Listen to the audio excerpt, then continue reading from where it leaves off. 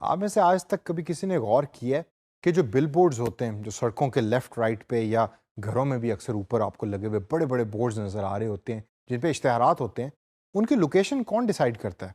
आप एक रोड पे जा रहे हैं, एकदम आपने देखा कि वो गोल चक्कर आया, राउंड अबाउट आया, उसमें 8 से 10 बड़े बड़े बिल बोर्ड्स लगे हुए हैं और थोड़ा सा आप आगे गए और वहाँ ज़ीरो बिल बोर्ड है, कोई भी बिल बोर्ड नहीं लगा हुआ।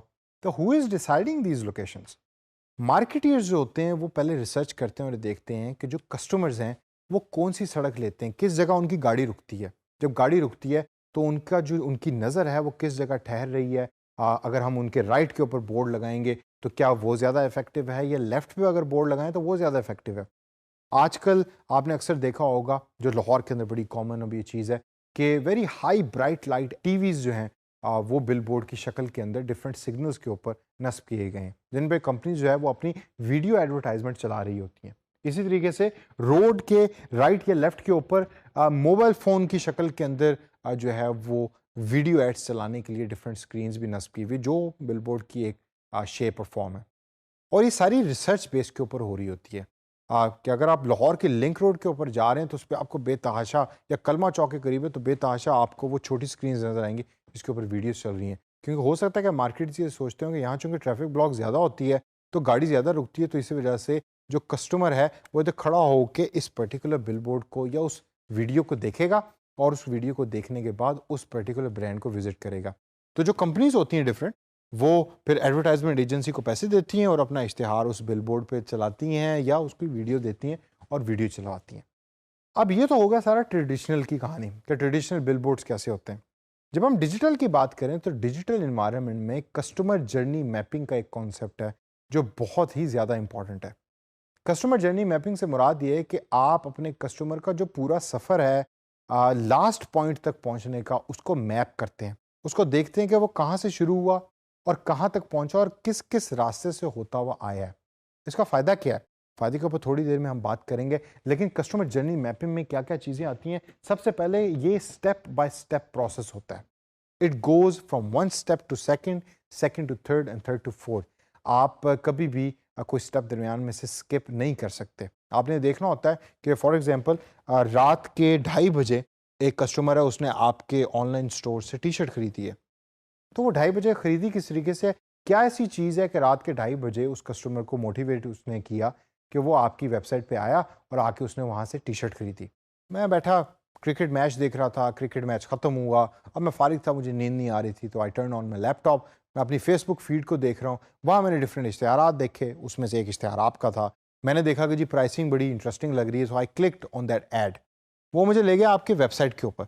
अब वेबसाइट पे मैंने डिफरेंट टी-शर्ट्स देखी, उन टी-शर्ट्स की प्राइस भी बड़ी अट्रैक्टिव थी, सेल लगी हुई थी मे बी, और मैंने उनमें से एक टी-शर्ट को सिलेक्ट किया, सिलेक्ट करने के बाद उसकी डिफरेंट डिटेल्स को एंटर किया, एंटर करने के बाद उसको ऑर्डर किया and my order is complete. और उसको ऑर्डर करने के बाद I went back to my Facebook and started doing something else.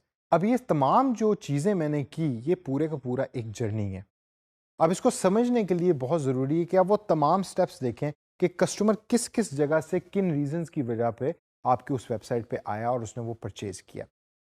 Until conversion, ये बड़ा इंपॉर्टेंट पॉइंट है कि स्टेप बाय स्टेप तो है, लेकिन अनटिल कन्वर्जन, कन्वर्जन से मुराद ये है कि वो परचेज जो हो चुकी है या वो कंटेंट जो रीड हो चुका है और उसने उस आर्टिकल को या उस पर्टिकुलर पेज को बंद कर दिया, तो वो कन्वर्जन कंप्लीट हो गई है। आपने डिजिटल टच पॉइंट्स देखने होते हैं, जो तीसरा बड़ा इंपॉर्टेंट एस्पेक्ट है कस्टमर जर्नी मैपिंग का। टच पॉइंट्स वो जगह होती हैं कि जो की हैं एक जर्नी के अंदर, वो टर्न, वो सिग्नल कि जो आपकी मंजिल तक पहुंचने के लिए आता है दरमियान में रास्ते में, उसको हम टच पॉइंट कहते हैं या डिजिटल टच पॉइंट कहते हैं डिजिटल इन्वायरमेंट में। अब कस्टमर जर्नी मैपिंग के अंदर जो तीन चीज़ें बहुत ज़्यादा ज़रूरी हैं, उसमें पहली चीज़ आती है एक्सपेक्टेशंस, सेकंड इज़ एक्सपीरियंस और थर्ड आर रिफ्लेक्शंस। कस्टमर की एक्सपेक्टेशन सबसे पहले आप कस्टमर जर्नी में देखते हैं। कस्टमर की एक्सपेक्टेशन क्या होती है? फॉर एग्जांपल कस्टमर की एक्सपेक्टेशन ये है कि मैं जब इस यूट्यूब पेज को विजिट करूंगा तो उस यूट्यूब के ऊपर जो कंटेंट पब्लिश्ड है उसकी वीडियो क्वालिटी बहुत अच्छी होगी, उसकी ऑडियो क्वालिटी बहुत अच्छी होगी। बल्कि फॉर एग्जांपल अगर हम इसी वीडियो को देख लें, अगर इसकी ऑडियो क्वालिटी में कोई मसला है, ये वीडियो क्वालिटी में मसला है, या हो सकता है कि आपने ये सोचा हुआ था कि शायद इसकी वीडियो क्वालिटी तो 1080p होगी या हाई डेफिनेशन होगी, और एक दिन जब आपने वीडियो पे क्लिक किया तो आपके सामने एक मोबाइल से रिकॉर्डेड एक वीडियो चल रही है जिसकी क्वालिटी कोई अच्छी नहीं है और आपको पता भी नहीं लग रहा कि आपको पढ़ा कौन रहा है।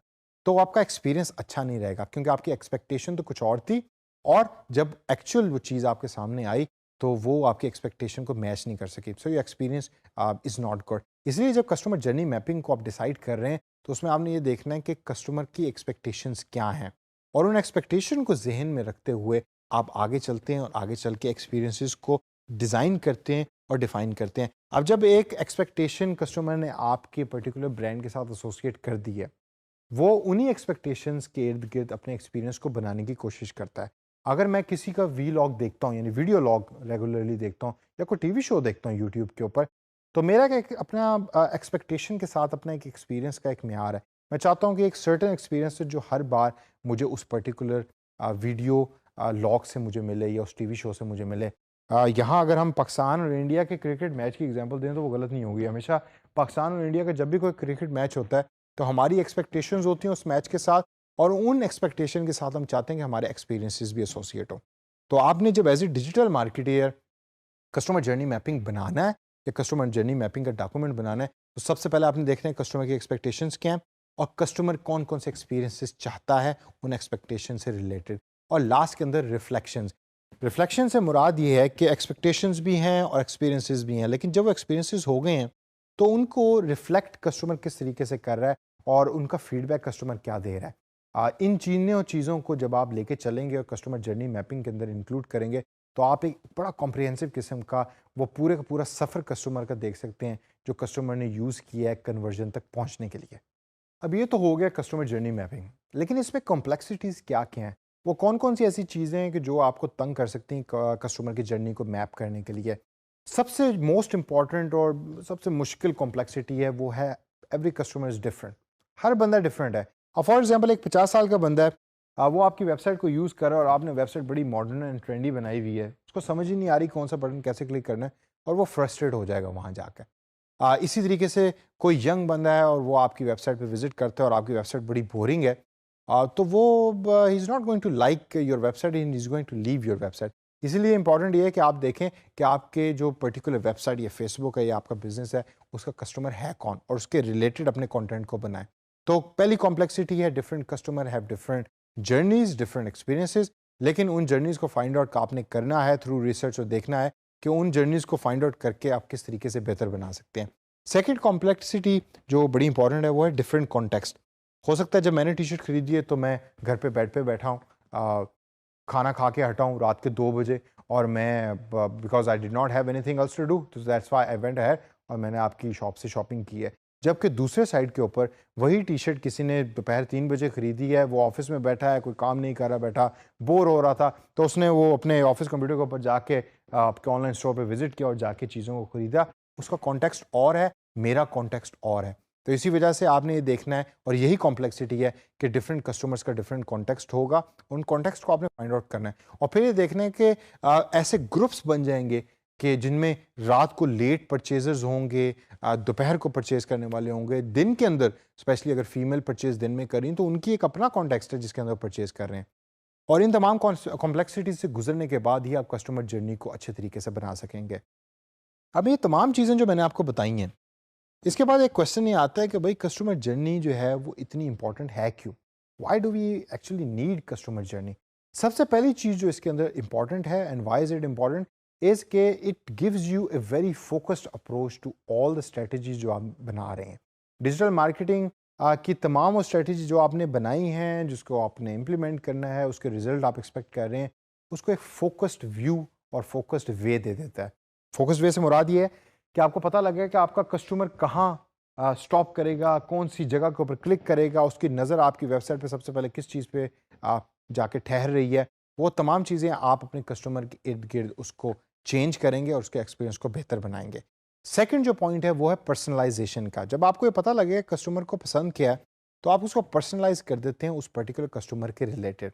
और इसका आपको फ़ायदा इस वजह से होता है क्योंकि जब भी वो कस्टमर आपके उस प्लेटफॉर्म पे विजिट करेगा, वो ये समझेगा कि भाई ये प्लेटफॉर्म तो इन्होंने मेरे लिए ही बनाया है। तो इस वजह से मैं इस कस्टमर या इस पर्टिकुलर कंपनी का कस्टमर सारी ज़िंदगी रहूँगा।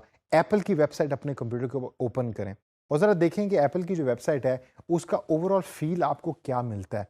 क्या आपको मज़ा आता है उसकी वेबसाइट विजिट करने के बाद, या यू आर कंफ्यूज कि किस बटन को किस जगह पे क्लिक करना है और उसको क्लिक करने के बाद क्या होगा। अब एप्पल की विजिट करने के बाद वेबसाइट को, आप सैमसंग की वेबसाइट को विजिट करें और आप मुझे बताएं कि कौन सी ऐसी वेबसाइट है which was easier to navigate और उसमें आपको एक पर्सनलाइज्ड फीलिंग मिली, आपको एक अपनापन नज़र आया और आपको मज़ा आया उस वेबसाइट को ट्रैवल करने के बाद या विजिट करने के बाद। और लास्ट पॉइंट जो है वो है इम्प्रूव एक्सपीरियंस का। ये तमाम चीज़ें करने के बाद आपका ऑब्जेक्टिव होता है कि कस्टमर का या यूज़र का एक्सपीरियंस इंप्रूव हो रहा हो। और जब आप कस्टमर जर्नी मैपिंग बना लेते हैं और कर लेते हैं, एक मैप बना लेते हैं कस्टमर की जर्नी का, तो एक्सपीरियंसेस को इम्प्रूव करना फिर काफ़ी आसान हो जाता है, क्योंकि आपको ये पता होता है कि कस्टमर की एक्सपेक्टेशन क्या है। उन एक्सपेक्टेशन को इम्प्रूव करने के लिए आपको ये भी पता होता है कि कौन कौन से ऐसे एक्सपीरियंसेस हैं जो मैंने देने हैं। लास्ट के अंदर सेशन को ख़त्म करने से पहले how to actually do all of these things जो मैं आपको बता रहा हूँ, डिफरेंट उसके वेज हैं। सबसे पहला उसका वे है कि you create digital data points या digital touch points you create. Data points वो होते हैं जो आपको गूगल, जब हम एनालिटिक्स की बात कर रहे थे या गूगल एडवर्ड्स की बात कर रहे थे, एडसेंस की बात कर रहे थे, तो उसके अंदर डिजिटल बैक एंड के अंदर कोडिंग में या कोड के अंदर ऐसे टच पॉइंट्स क्रिएट हो जाते हैं कि जो एनालिटिकल यानी कि डाटा ट्रांसफर कर रहे होते हैं और आपको बता रहे होते हैं कितने यूजर्स आए, कितने यूजर्स आपके इस पेज से गुजरे, और वो पूरा एक जर्नी आपको बता रहे होते हैं कि यूजर कौन सी वेबसाइट से आया, गूगल से आया, किसी और वेबसाइट से आया, कौन सी ऐड पर क्लिक किया, ऐड पे किस जगह पे क्लिक किया, और ऐड पे उस जगह पे क्लिक करने के बाद आपकी कौन सी वेबसाइट पे लैंड किया और फिर कौन से पेज पे क्लिक किया। ये पूरे का पूरा डाटा सेट होता है, डाटा पॉइंट्स होते हैं जिसको आप बना रहे होते हैं। Second and most important is research.